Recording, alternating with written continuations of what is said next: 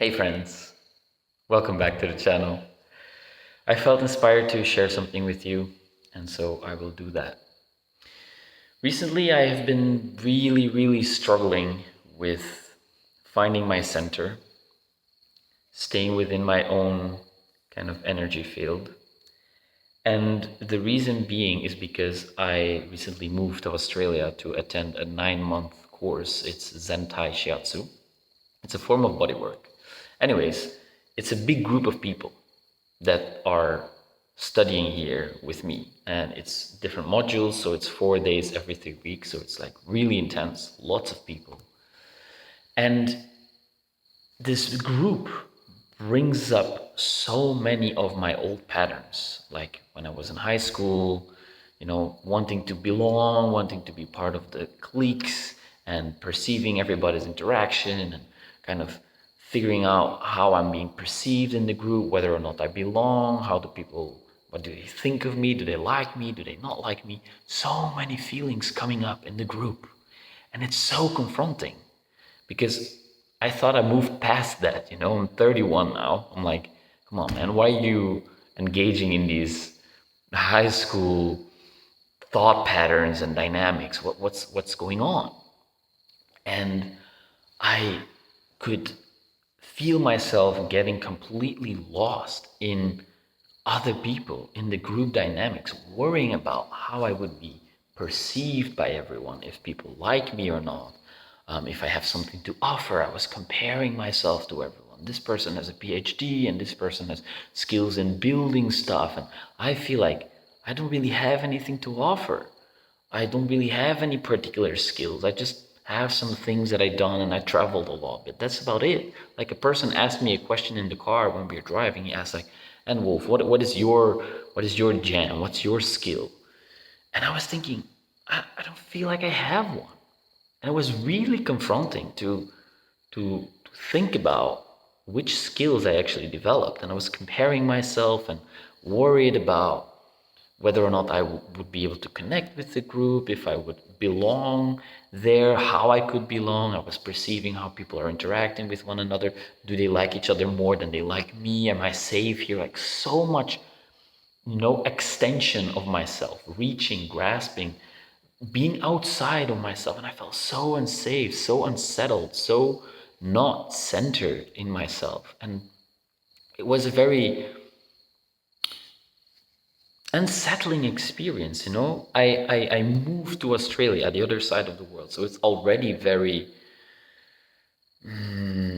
how would I say, like, challenging in a way. It's unseen grounds. It's the unknown. I didn't know where I would be sleeping. I didn't know if I would be able to have access to food easily. I don't have a car. I can't drive around, so I'm dependent on other people kind of driving me to the grocery store and these kinds of things. So it's a lot of unsafety that I felt in my body. I felt so unsafe, and then this big group and all this energies, it's so overwhelming. And I was trying to figure out whether or not I want to maybe move to a town and find a room to stay and find a job and find some kind of like security and safety in that. But I'm fortunate enough to be able to stay here at the center for now. I am staying in a tent, which is an interesting experience, but at least I have a roof above my head. I can use the shala here. There's a shower, there's a kitchen. So these basic needs are kind of covered now. And so the first few days I was here at the center, there was the first module, so 4 days with everybody joining, and we were practicing Zenthai, so we were practicing on each other's bodies, and lots of interactions and all these feelings that came up. And then everybody left, and then I was left alone, kind of alone here in the center, and I was feeling still so unsettled, like still thinking about, oh, now I'm missing out on everybody just doing loads of cool things outside, and I can't go anywhere because I'm stuck here in the center. It's a little bit like in the countryside, so I don't have a car, so I can't drive to the town where people are supposedly doing all kinds of fun events. And I was just worried about that, the fear of missing out. I was really worried that I would lose the connection with the people from the course, and I would be kind of like lonely and isolated from everybody, and everybody would be connecting outside of the course, and I would not be part of that. And after a few days of feeling so unsettled in that energy, in that reaching, in that grasping, that extending, I started to kind of slow down a little bit and come back to my own personal practice, some meditation, yoga, resting a lot, sleeping a lot, just taking it slow, really going back to myself. And slowly, slowly, slowly, the dust started to settle a little bit. And I was able to breathe again a little bit more and I start to understand like, hey, but I have so much time. I have such a beautiful surroundings. I'm in nature. I have so much time. I am safe. I have a place to sleep. I can eat. I can clean myself. There's no problem. I can come back to my own practices. And as you can see, like right there, there's a harmonium. It's a beautiful instrument that I discovered when I was in Portugal, living in some kind of temporary community. And I decided to pick up the harmonium and start to sing some mantras and learn to sing the mantras. And slowly, slowly, I started to realize that there are so many things I can do by myself that take time, that you can practice, and you can get better at over time.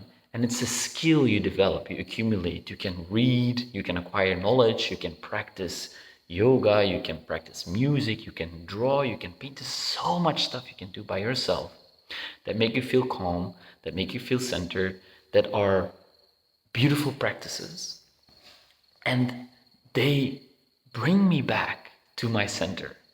And slowly, slowly, I start to feel that I am containing my energy back inside. I'm nourishing my own being again with things that I love doing, instead of extending myself outwards all the time, feeling into other people, trying to guess how they're feeling, what they're thinking. Okay, this is a really unhealthy pattern that I learned over the years because of my childhood.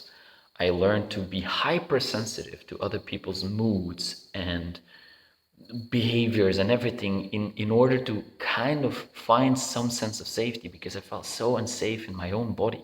I wasn't used to spending time there. I was always escaping my own body through excessive exercise, eating disorder. Like there's so much stuff that I used to distract myself. I was really not able to be in my own body and to be comfortable there.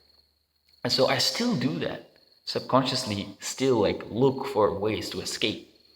And then now when the time is more calm and peaceful and quiet, I am almost forced to come back. There is no other people that I can extend myself into anymore, even though in my mind I can still do it by thinking about how they're having such a great time outside without me.